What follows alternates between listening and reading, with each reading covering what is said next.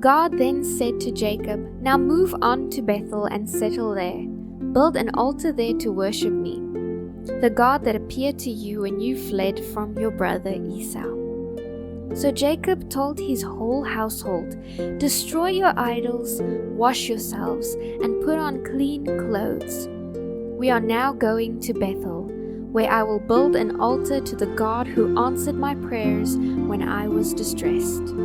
He has stayed with me wherever I have gone." They gave Jacob all their idols and their earnings, and he buried them beneath a tree near Shechem. When they set out again, terror from God came over the people in all the towns of that area, and no one attacked them.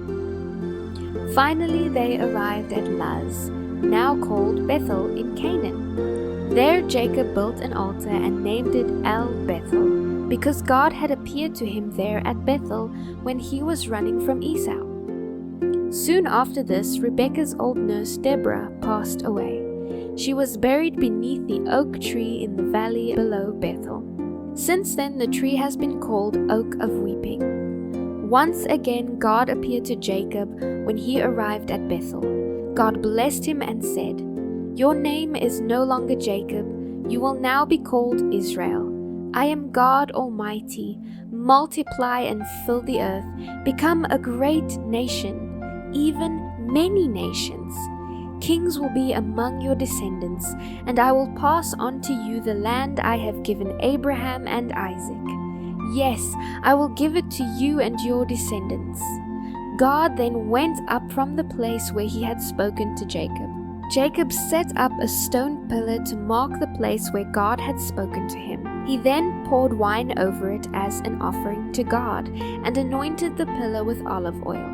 Jacob called this place Bethel, meaning house of God, because God had spoken to him there. They traveled towards Ephrath, leaving Bethel. But Rachel's pains of childbirth had begun while they were still some distance away.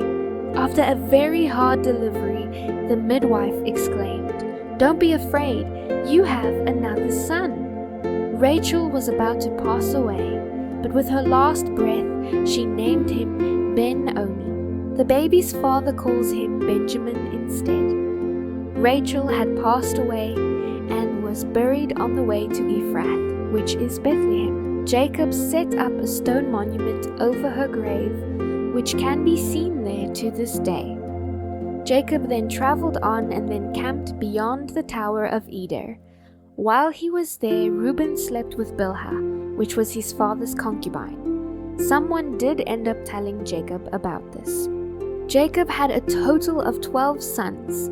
Jacob finally arrived home to his father Isaac in Mamre, where Abraham had also lived. Isaac lived for 180 years, passing away at a ripe age. Both his sons Esau and Jacob were able to bury him together.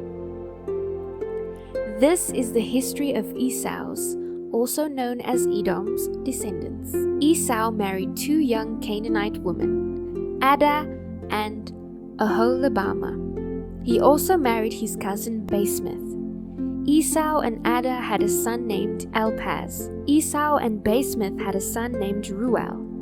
Esau and Oholibamah had sons named Jeush, Jalam, and Korah.